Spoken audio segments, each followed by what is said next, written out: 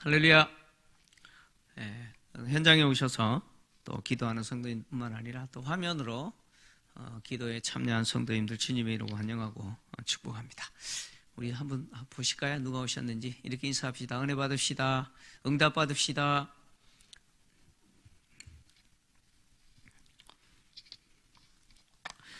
참 시간이 빨리 지나가는 것 같습니다. 벌써 2월이 이번 주가 마지막이죠.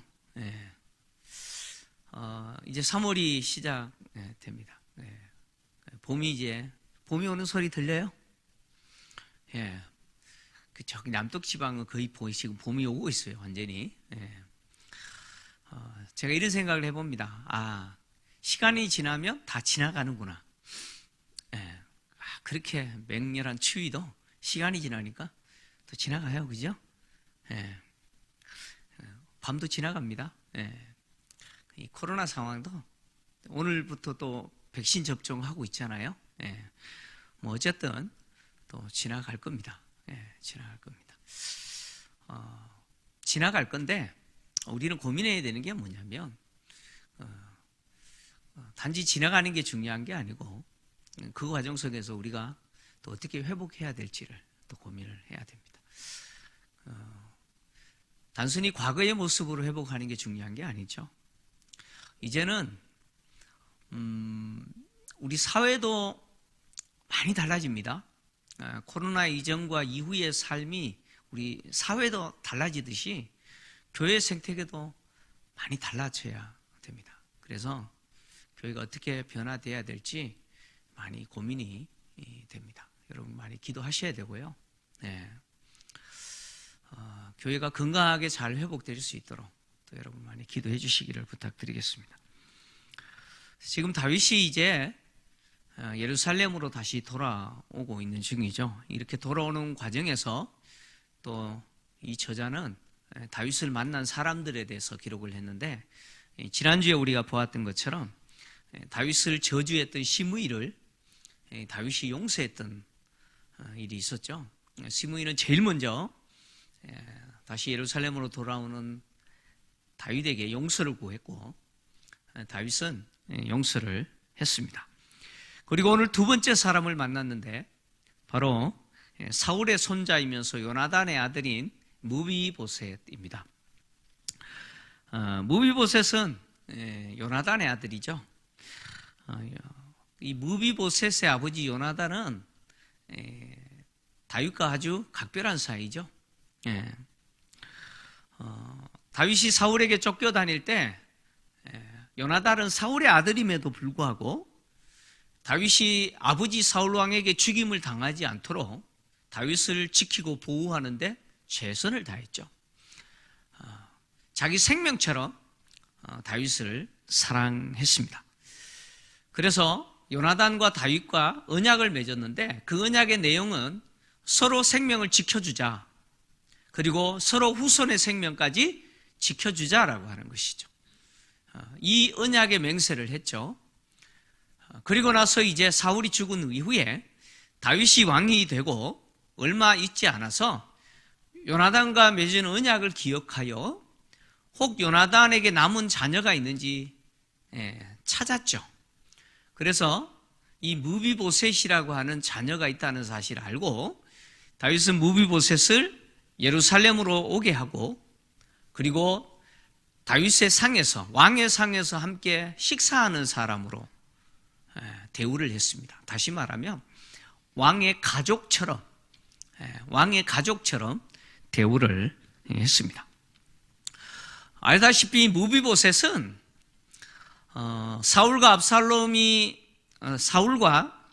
요나단이 길보아 산 전쟁에서 블레셋에 의해 전사했다는 소식을 들은 유모가 급히 도망하다가 이 아이를 떨어뜨렸죠. 그래서 두 다리가 저는 자입니다. 그러니까 무비보셋이 두 다리가 저는 자라고 하는 것은 심각한 장애를 가지고 있고, 또 당시 왕에게 요구되는 외적인 준수함에 있어서는 자격 미달이다, 그런 이야기죠. 무비보셋은 비록 사울의 대를 이어서 왕이 될 수 있는 혈통이지만 신체적으로는 왕이 될 수 없습니다. 당시 사람들에게 있어서 이렇게 두 다리를 저는, 온전하지 않는 두 다리를 저는 장애인 무비보셋을 왕으로 세운다는 것은 사실 있을 수 없는 거죠. 왕이 될 수 없는 사람이었습니다.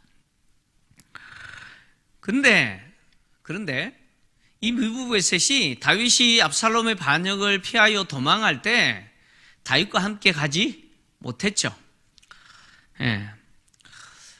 다윗은 무비보셋을 자신의 상에서 같이 식사하는 사람으로 대우했을 뿐만 아니라 사울에게 있던 모든 토지들, 사울의 재산이죠. 사울 왕의 재산을 다 무비보셋에게 하사했죠.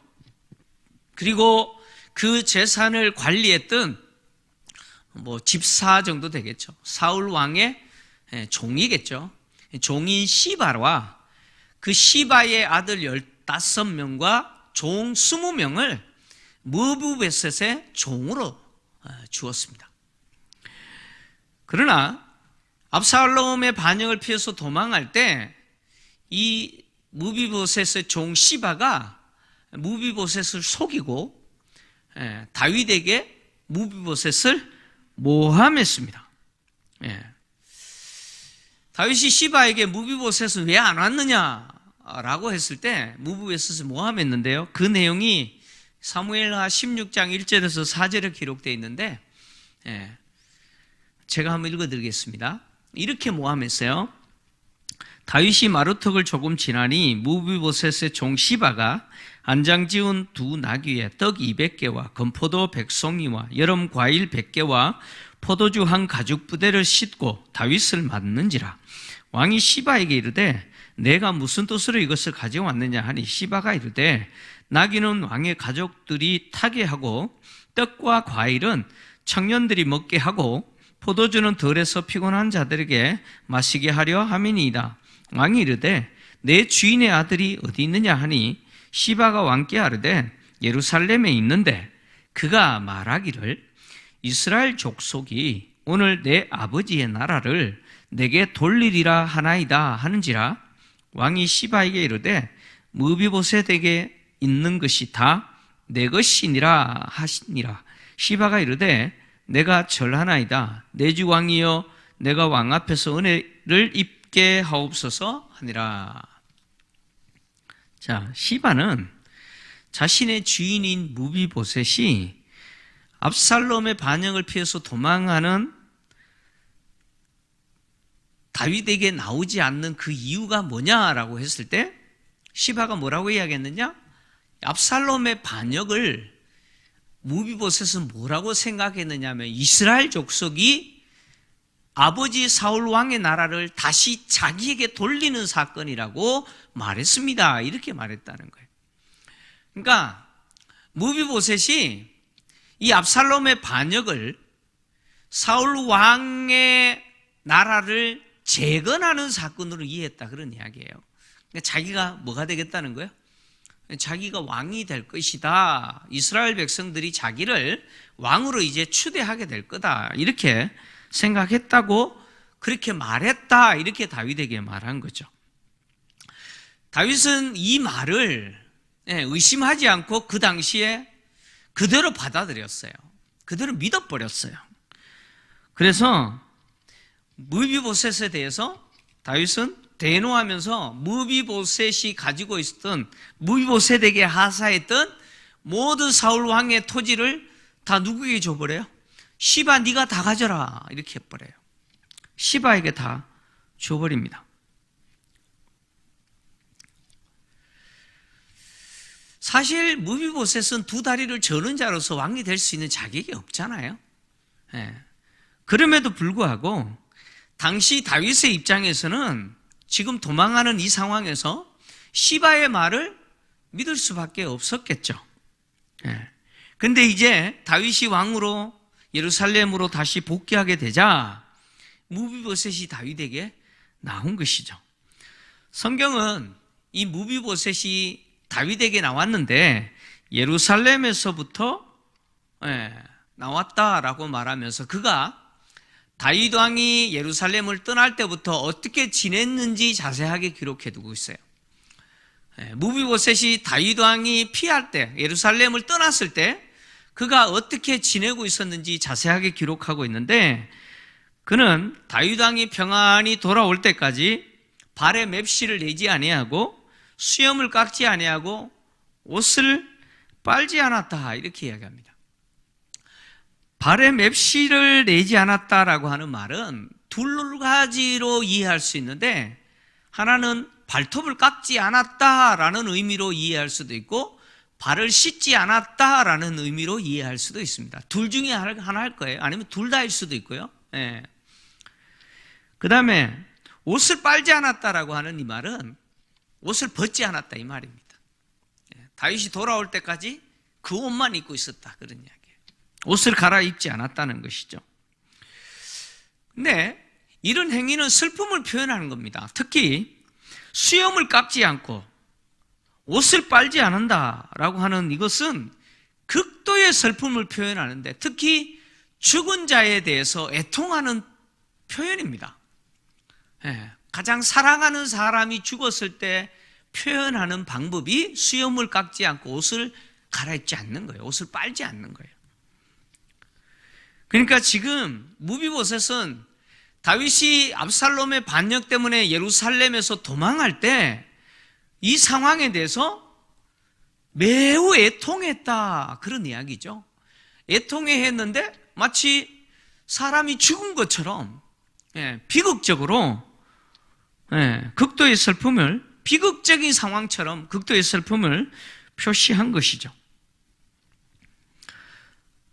무비보셋은 다윗이 다시 돌아온다는 소식을 듣고 예루살렘에서 이제 요단강까지 내려옵니다. 예루살렘에서 요단강까지 지금 내려왔는데 이 거리가 대략 30km 정도 됩니다. 30km 정도 돼요. 그러니까 무비보셋이 두 다리가 저는 사람입니다. 두 다리가 저는 사람으로서 무려 30km를 걸어왔어요.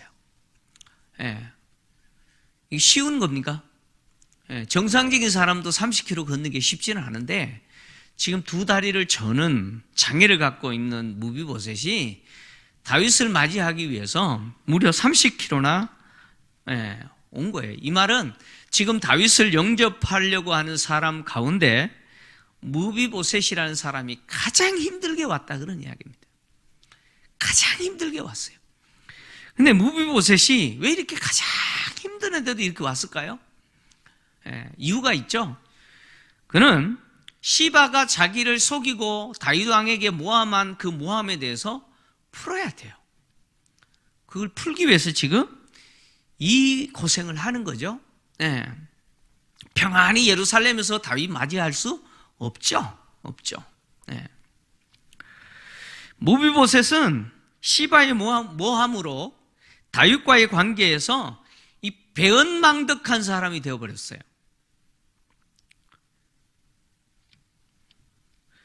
다윗은 무비보셋에게 사실 상상할 수 없는 은혜를 베푼 거 아니에요? 왕의 상에서 머물 수 있는, 자신의 가족처럼 대우했잖아요. 그러나 시바의 모함으로 인해서 졸지에 은혜를 원수로 갚는 자가 되어버린 거죠.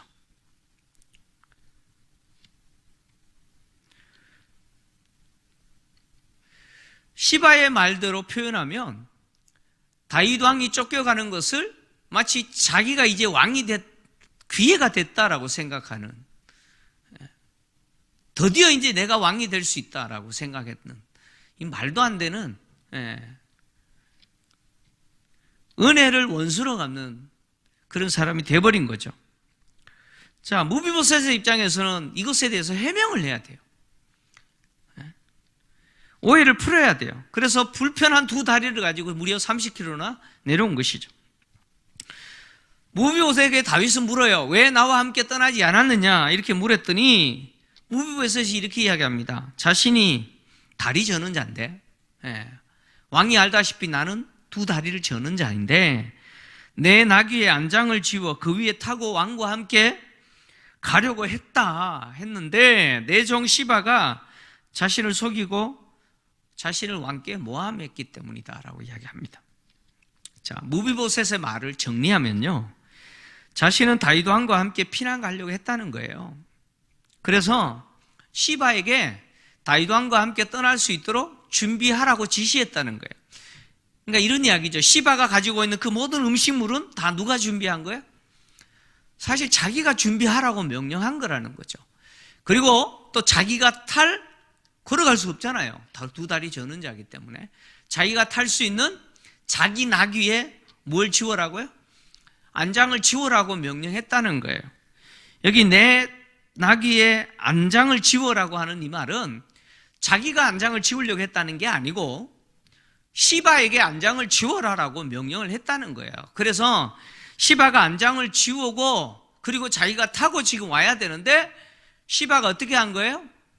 그 안장을 지워서 자기가 타고 와버린 거예요.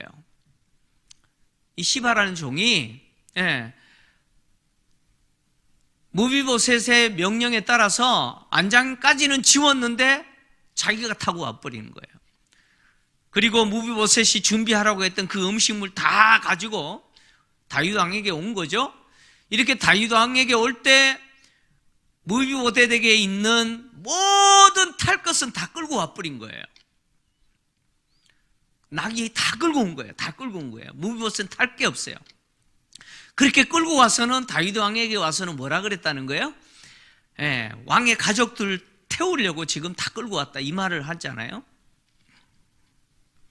이렇게 시바가 무비보셋을 속이고 그리고 왕에게는 마치 자기가 왕이 될 기회를 얻었다라고 생각하는 사람처럼 모함해버린 거죠. 그래서 이스라엘 족속이 내 아버지의 나라를 나에게 돌린다 이렇게 말했다는 거죠.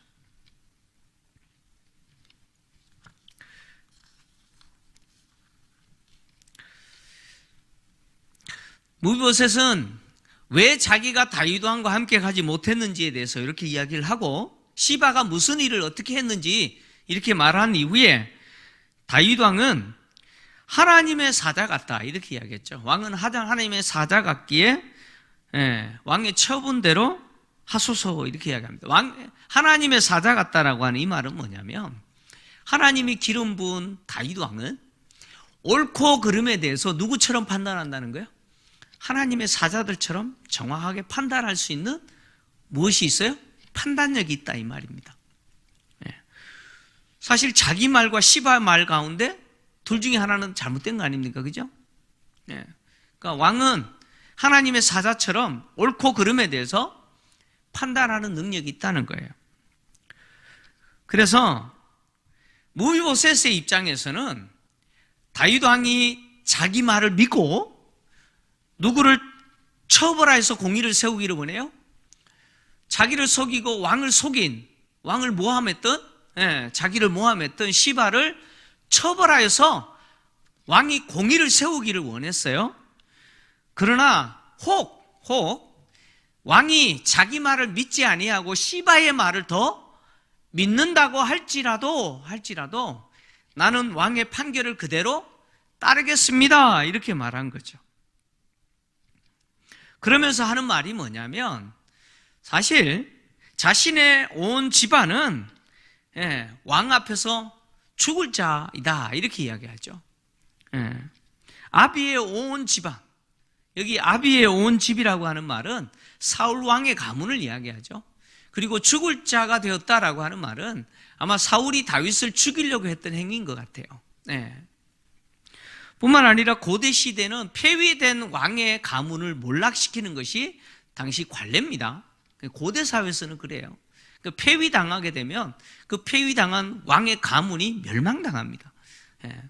어떤 당시 문화나 이런 것들도 나름대로 무비보셋이 언급했겠죠. 사실 우리는 다 죽을 자라.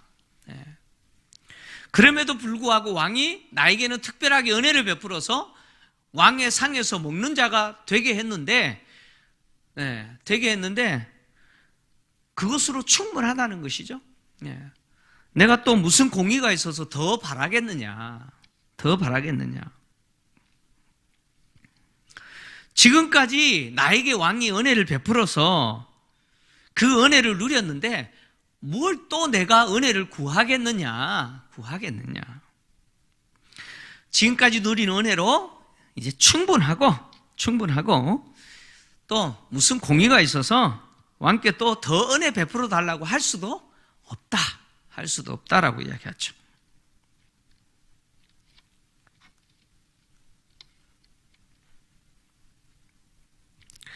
무비보셋은 다윗이 지금 자기에게 베푼 은혜가 뭔지 잘 아는 사람이죠.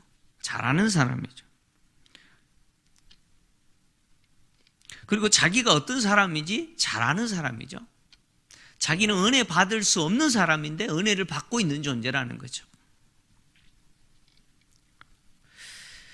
다윗은 무비보셋의 말을 들으면서 무비보셋의 말과 시바의 말이 정반대죠. 완전히 다릅니다. 정반대예요. 이 순간 다윗은 시바의 말과 무비보셋이 하는 말 중에 어느 하나는 거짓이다라고 판단하겠죠. 예. 여러분, 누가 거짓말할까요? 시바입니까? 무비보셋입니까? 예. 여러분 판단에 누굽니까? 근데 본문을 보시면 놀라운 게 있어요. 놀라운 게 뭐냐면 지금 분명히 다윗은 무비보셋의 말을 들으면서 시바의 말과 무비보셋의 말이 다르다는 사실을 판단하죠. 누가 옳고 그른 것은 모르겠어요. 예. 누가 진실을 말하고 누가 지금 거짓을 말하고 있는지 모르겠어요. 그러나 두 사람의 말이 틀려요. 그런데 진실을 확인하려고 해요, 안 해요? 안 합니다. 안 해요. 다윗은 시바 불러가, 시바 와 있잖아요, 지금. 자기에게 왔어요. 시바가 지금 시므이와 함께 자신의 아들 15명과 종 20명 데리고 다윗 영접하려고 와 있어요, 지금. 지금 시바 불러가지고 서로 대질 신문할 수 있죠? 여러분 하고 싶죠, 그죠? 저도 이거 읽으면서 막 하고 싶어요. 예. 둘이 불러놓고, 예. 근데 다윗은 그렇게 하지 않습니다. 다윗은 무비보셋에게 뭐라고 말하느냐? 어찌하여 또 내 일을 말하느냐? 이렇게 말하면서 시바와 밭을 나누라 이렇게 합니다. 시바와 나누라. 네. 어찌하여 내 일을 또 말하느냐 이 말은 지금 무비보셋이 시바가 자기를 속이고 모함한 이야기뿐만 아니라 다윗 왕이 자기에게 베풀어진 그 은혜에 대해서 언급했잖아요. 네. 아비의 온 집은 다윗 왕 앞에서는 죽을 자인데 왕이 나에게 베풀지 않아도 될 그 은혜를 베풀어서 지금까지 내가 그 은혜로 여기까지 왔는데 무슨 또 공의가 있어서 더 구하겠느냐 이런 말을 했는 거, 그것에 대해서 왕이 이렇게 말했다라고 볼 수도 있죠.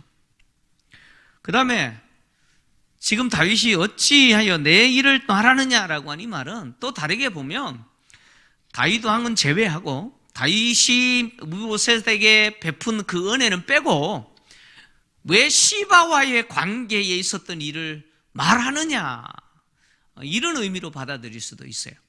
그러니까 이렇든 저렇든 간에 중요한 거는 뭐냐면 다윗이 지금 무비보셋의 말을 들으면서 무비보셋의 말을 인정해요, 인정하지 않아요? 여러분 지금 태도를 보세요. 다윗이 무비보셋의 말을 받아들여요, 안 받아들여요? 믿어요, 안 믿어요? 안 믿는 것처럼 보여요. 다시 말하면 무비보셋의 말을 들으면서 의심을 거두지 않아요. 그러면서 다윗은 무비보셋이 가지고 있었던 그 재산을 시바와 절반씩 나누라 이렇게 이야기하죠. 밭을 나누라라고 이야기합니다. 그리고 이 문제를 그냥 그렇게 해결해 버려요. 밭을 나누는 것으로 문제를 해결합니다. 자, 이 말은 다윗이 시바의 말도 믿고 무비보셋의 말도 믿었다라고 볼 수도 있고, 시바의 말도 안 믿고 무비보셋의 말도 안 믿었다라고 볼 수도 있죠. 뭐 둘 중에 한 가지 아니겠어요? 네. 근데 핵심은 뭐냐면 다윗이 누가 거짓말을 하고 누가 진실을 말하는지에 대해서 판단하지 않았다는 거예요. 판단하지 않았다는 거죠. 다윗이 왜 그랬을까요? 귀찮았을까요? 어찌 또 내일 말하느냐? 아유, 귀찮아. 뭐 이런 거예요? 아니면 지금 와서 누가 잘못했고 누가 잘했고 그 안들 무슨 소용이 있냐? 뭐 그런 걸까요? 다윗이 판단하지 않는 것은 다윗의 고뇌가 담겨 있어요. 지금 무슨 이야기냐면 다윗의 입장에서 어느 한 사람이 지금 진실을 말하고 거짓을 말하는지 가려낼 수 있어요. 왜요? 왕이잖아요. 왕은 재판관 아닙니까? 네, 재판하는 사람이죠. 근데 이렇게 가려내는 것이 왕권을 회복하는 일인데 도움이 될까요? 안 될까요? 지금 예루살렘으로 복귀하는 이 일에 도움이 돼요? 안 돼요? 옳고 그름을 판단하는 그것이 필요한 일이지만, 근데 이것이 왕권을 회복하는 일에는 아무런 도움이 안 돼요. 자, 만약에 무비보셋의 말대로 시바가 실제로 그렇게 했어요. 주인을 속였고, 그리고 다윗 왕에게 가서 거짓으로 모함까지 했어요. 그게 진실이에요. 그러면 다윗은 시바를 어떻게 해야 돼요? 그거 알았으면 어떻게 해야 돼요? 알면 어떻게 해야 돼요? 처벌해야죠. 처벌해야 됩니다. 근데 생각해 보세요. 다윗이 예루살렘에서 도망하면서 너무 급하게 왔어요. 음식 준비했어요? 아무것도 준비 못하는 그 상황에서 어쨌든 시바가 원인은 무엇든지 간에 엄청난 양의 곡식을 가져왔잖아요. 식량을 들고 왔잖아요. 다윗 입장에서는 시바를 통해서 도움을 받았어요, 안 받았어요? 아니, 원인은 어떻든 간에 시바로부터 도움 받았어요, 안 받았어요? 받았죠. 받았습니다. 그래서 광야로 도망할 수 있었고 요단강을 건널 수 있었어요. 그리고 또 시바의 입장에서 한번 생각해 보세요. 떠오르는 태양이 요나단입니다. 요나단이 아니고 압살롬이에요. 예. 떠오르는 태양이 압살롬이죠. 다윗은요, 도망가고 있는 지는 태양이에요.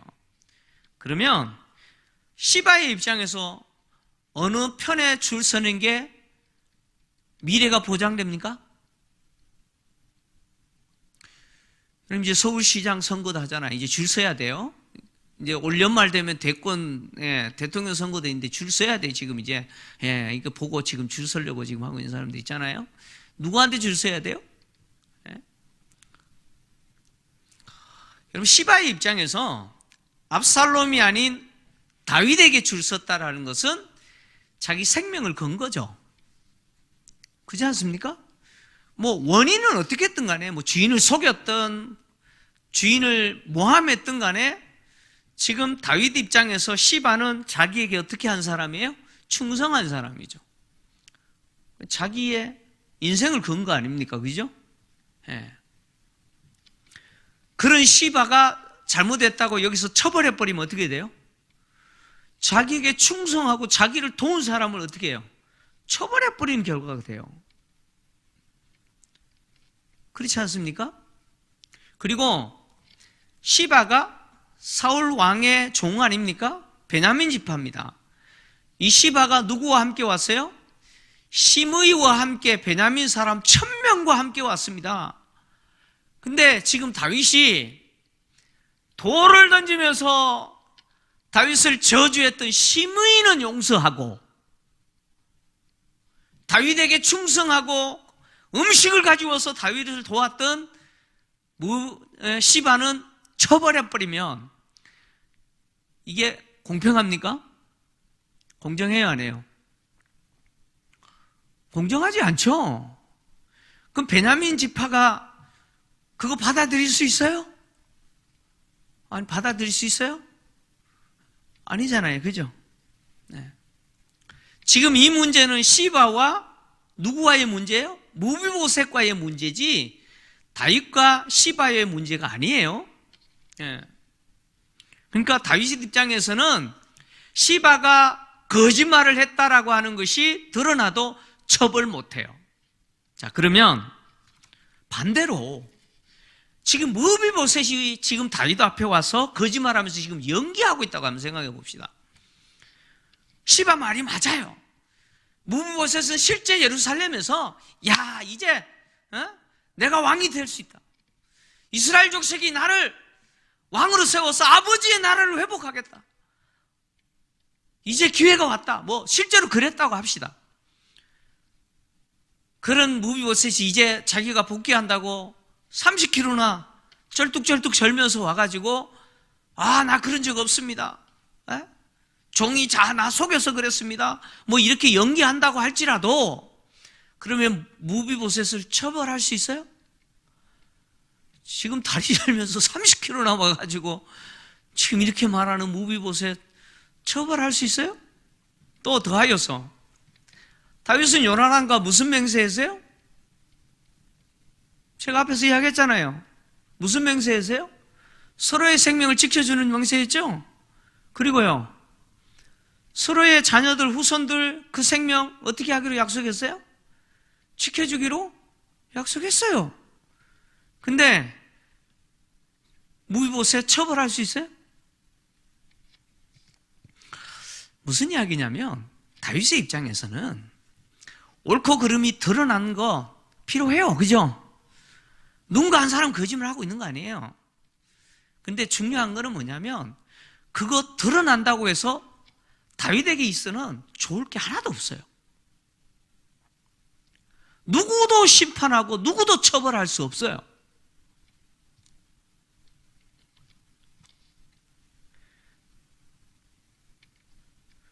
그래서 그냥 어떻게 해요? 사울 왕의 재산 절반씩 나눠 가자라고 그렇게 끝내버리는 거예요. 왜 다윗이 이렇게 하는지 이해되시죠? 이렇게 판결을 하는 거예요, 그냥.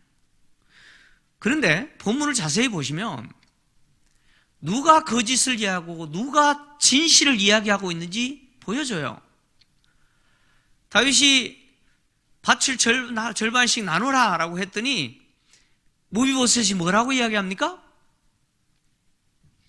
왕이 평안히 예루살렘으로 돌아오게 되었으니 재산을 전부 누가 가지게 하라고요? 시바가 가지도록 하소서라고 이야기합니다. 이게 무슨 이야기예요? 지금 무비보셋은 왕이 돌아오는 것으로 충분하다는 거예요. 자기는 왕이 돌아오셨기 때문에 밭을 안 가져도 된다는 거예요. 시바가 다 차지해도 된다는 거예요. 나는 왕이 돌아오는 것만으로도 충분합니다. 이렇게 이야기하는 거죠. 이 모습을 보면 누구 생각나요? 누구 생각납니까? 솔로몬 왕 시대에 있었던 한 재판이 생각나지 않습니까? 솔로몬 왕이 되었을 때 두 여인이 한 아이를 가지고 서로 자기 아이라고 싸우죠. 그죠? 이거 골치 아파요. 누구 하나는 거짓말하고 있어요. 그죠? 근데 솔로몬이 어떻게 하죠? 여봐라, 칼을 가져와라 그러죠. 그래서 어차피 서로 자기가 엄마라 그러니까 그러면 반으로 나눠서 서로 가져라, 칼을 가져오라 그랬더니 가짜 엄마는 그렇게 합시다 그러죠. 그죠? 좋습니다, 그렇게 합시다 그래요. 근데 진짜 엄마는요, 그럴 수 없죠. 진짜 엄마는 그럴 수 없어요. 차라리 아이를 뺏겨도 그 아이 살리는 게 중요하죠. 그래서 뭐라 그래요? 그 아이 그냥 저 여인에게 주십시오라고 이야기하죠. 누가 진짜입니까? 진짜 엄마는 반으로 나누자고 할 수가 없는 거예요. 지금 무비보셋이 왕으로 충분합니다. 나는 이 재산 안 가져도 됩니다. 시바 다 가지게 해 주십시오 라고 말하는 이 무비보셋과 이 재산을 다 가져라 그랬을 때 내가 왕께 은혜를 입기를 원합니다 그러면서 내가 왕 앞에 절하나이다 했던 이 시바와 누가 진짜인 것 같아요? 성경이 판단하지 않기 때문에 저도 판단 안 합니다. 그러나 성경은 누가 진실을 말하고 누가 거짓을 말하는지 넌지시 이야기해두고 있어요. 오늘 본문에서 굉장히 중요한 두 가지 오늘 여러분이 들으셔야 되는 겁니다. 첫째는 다윗이 진실과 거짓 의도적으로 확인하지 않아요. 다윗은 분명히 둘 중 한 사람은 거짓을 말하는 자임에도 불구하고 둘 다 포용해요. 그냥 둘 다 받아줘요. 왜 그럴까요? 다윗의 이 모습은 이스라엘 12지파를 다 포용하는 사람이에요. 지금 사실 시바나 무비보셋이나 마치 누구와 같아요? 유다지파와 나머지 11지파와 같지 않나요? 그죠? 그렇잖아요. 다윗은 무비보셋과 시바를 동시에 다 수용함으로 이스라엘 12지파를 내가 다 수용한다라고 하는 것을 보여주고 있는 거죠.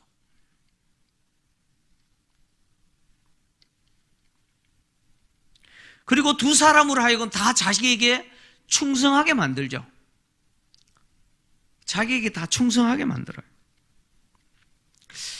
아마 여기 계신 성도님들 가운데 이런 기질을 갖고 있는 분들이 덜어 있어요. 옳고 그른 것에 대해서는 칼로 물을 베듯이 베야 적성이 풀리는 분도 있죠. 옳은 것은 반드시 옳다고 말을 해야 되고 아닌 것은 반드시 아니라고 말을 해야 적성이 풀리는 사람이 있죠. 옳고 그른 거 반드시 확인해야 잠을 잘 수 있는 사람이 있죠. 그런 기질이 있는 사람 있죠? 여긴 없나요? 그냥 덮어둬도 문제없는 분이에요? 여러분들은? 그냥 덮고 가도 괜찮아요? 아니 괜찮냐고 제가 물어보잖아요. 여러분 그냥 덮고 가도 괜찮아요? 네. 뭐 말로는 괜찮아요. 그런데 실제로는 못 그러잖아요. 그죠? 내일이면 못 그러죠? 옳고 그른 것에 대해서 반드시 가려내야 되고 그거 확인하지 않으면 못 견디는 기질의 사람은 이 다윗 모습 보면 이해 안 돼요. 이거 이해할 수 없는 거예요. 그러나 여러분 잘 기억하셔야 돼요. 때로는 화해와 일치를 위해서 그리스도 안에서 연합을 위해서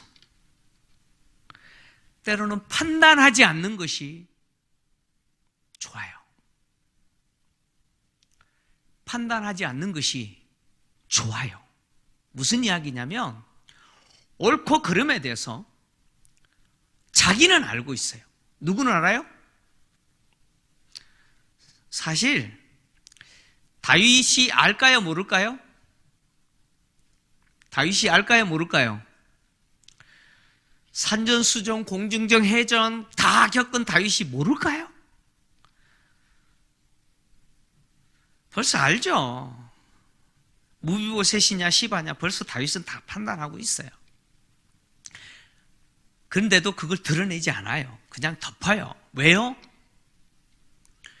그게 왕권을 회복하는 데 도움이 되기 때문에 그래요.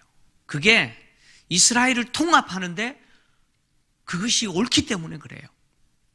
옳고 그름을 드러내는 것이 때로는 정의를 행하고 때로는 공의를 행하는 것처럼 보여도 여러분 그렇지 않습니다. 현장에서 간음하던 여인을 사람들이 잡아서 예수님 앞에 끌고 왔어요. 모세는 돌을 던져 치라고 했는데 선생님 어떻게 할 겁니까? 예수님 판단해야 돼요. 그죠? 아니 그렇잖아요. 율법에는 옳고 그름에 대해서 판단해야 돼요. 지금 이 문제도 마찬가지입니다. 누군가가 거짓말하고 누구는 진실을 말하고 있잖아요. 율법의 근거에서는 판단해야 돼요. 예수님 어떻게 해야 됩니까? 예수님 이야기하시잖아요. 죄 없는 자가 먼저 돌을 던지라. 판단할 수 있어요? 주님은 이렇게 이야기하죠. 나도 너를 정죄하지 아니하노니 가서 다시는 죄를 짓지 마라. 나도 너를 판단하지 않겠다는 거예요. 네가 잘했느냐 잘못했느냐 율법의 기준과 잣대를 갖고 판단하지 않겠다는 거예요. 그게 주님의 마음 아니에요? 그죠? 죄인을 향하신 주님의 마음이었어요. 지금 다윗이 보여주고 있는 것이 그런 거죠. 자기를 저주한 시므이도 용서하면서 지금 이 상황에서 두 사람 옳고 그른 거 가려내서 뭐 하겠다는 겁니까?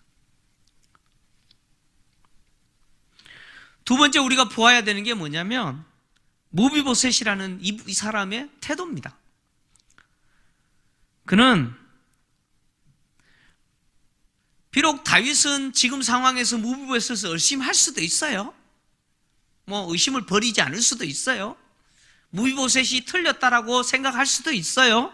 그럼에도 불구하고 무비보셋이 보여주고 있는 모습은 그가 얼마나 다윗 왕을 진지하게 대하고 있는지를 보여줍니다.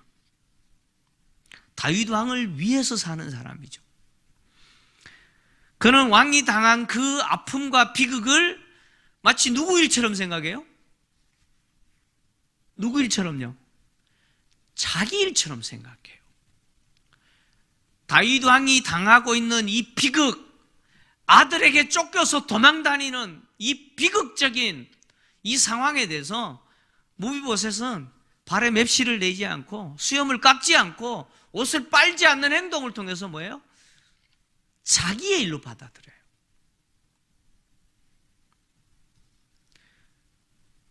마치 죽은 자를 슬퍼하는 것처럼 가장 사랑하는 자의 죽음을 슬퍼하는 것처럼 다윗 왕의 비극을 그렇게 슬퍼하면서 고통하고 있는 모습을 보여주죠. 그리고 왕이 돌아왔을 때 비록 종의 속임과 모함 때문에 어려움을 겪지만 그는 이렇게 이야기하잖아요. 나는 왕이 예루살렘으로 돌아오게 된 것만으로도 기쁩니다. 나는 재산을 원하는 게 아닙니다. 내가 여기에 온 것은 재산을 되찾기 위해서 온 게 아닙니다. 내 관심은 재산이 아니라 왕입니다. 왕이 돌아온 것만으로도 나는 충분합니다. 그것이 내 기쁨이지 시바에게 줬던 그 재산 나에게 다 돌려준다고 그것이 내 기쁨이 아닙니다. 절반 아니요 다 가지라 그러십시오. 나는 당신만으로 충분합니다. 이 무비보셋의 이 태도가 오늘 우리가 주님과의 관계에서 보여줘야 될 태도 아닌가요? 여러분 왜 예수 믿습니까? 혹시 예수 믿으면 잘 된다 그래서 예수 믿나요? 예수 믿으면 흔히 그러잖아요. 예수 믿으세요 복 받아요. 그 복이 세상적인 그 복, 부귀영화 그 복, 그거 바라면서 혹시 예수 믿나요? 아이들이 퇴근하는 부모님이 들고 오는 과자 봉지 바라보면서 그 과자 봉지 바라보고 즐거워하는 것처럼 우리가 그렇게 신앙생활하고 있지는 않나요? 주님이 우리에게 주실 그 복을 바라보면서 주님 바라보고 있지는 않나요? 여러분 우리가 신앙생활할 때 아니다라고 말하지만 사실 우리의 눈은 자꾸 어디가 있느냐? 주님 손에 있는 주님 손에 있는 그 복.